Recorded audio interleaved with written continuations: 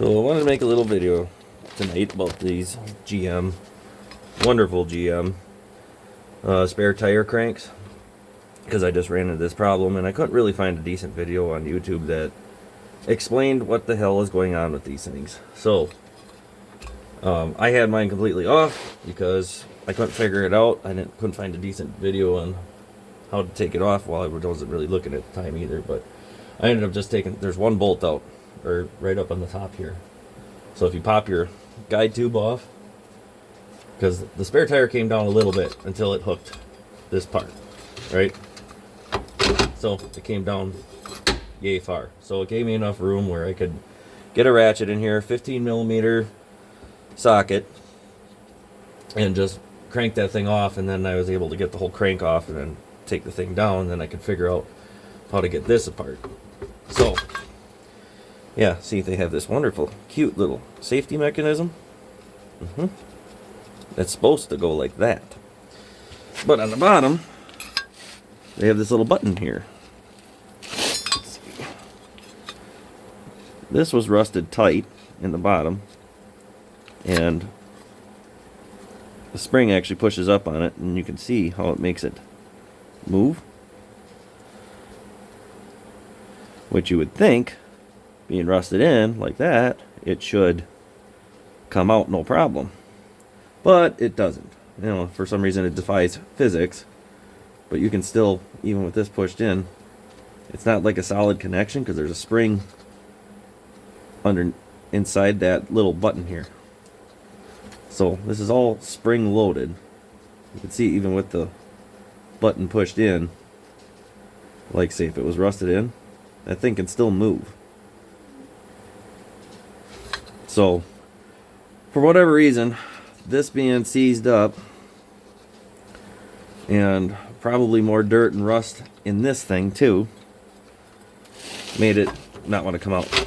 So it would stick right there. But what I also figured out now too is, hopefully if it's not rusted too bad, you could probably just take your tire iron like so and go up inside there. You don't have to pull the boot off. A lot of people say you got to do that, and it's like if you just pry on the inside of the rim, because you should be able to get this up right inside the center of your wheel, you know, or something, or maybe even through the one of the holes in the wheel or something, and you can just pop it like that. So yeah, hopefully this helps. I know other people say cut the safety off. I figured they probably put it there for a reason. I just heard a story about a friend of mine, his parents were going on the highway. I don't know how many years ago this was, but they saw a big cloud of dust, and there was and here all of a sudden there was a spare tire laying in the middle of the road, and they barely missed it, and then a semi behind them barely missed it, and just about wrecked trying to avoid a spare tire. So I'm like, well, maybe the safety is a good idea, but if a guy can keep the thing working decent, it probably isn't such a bad deal. So what I did, I just fluid filmed the crap out of it. I just doused this thing with fluid film, so hopefully that lasts longer than the WD-40. So there, you can see how it's supposed to work.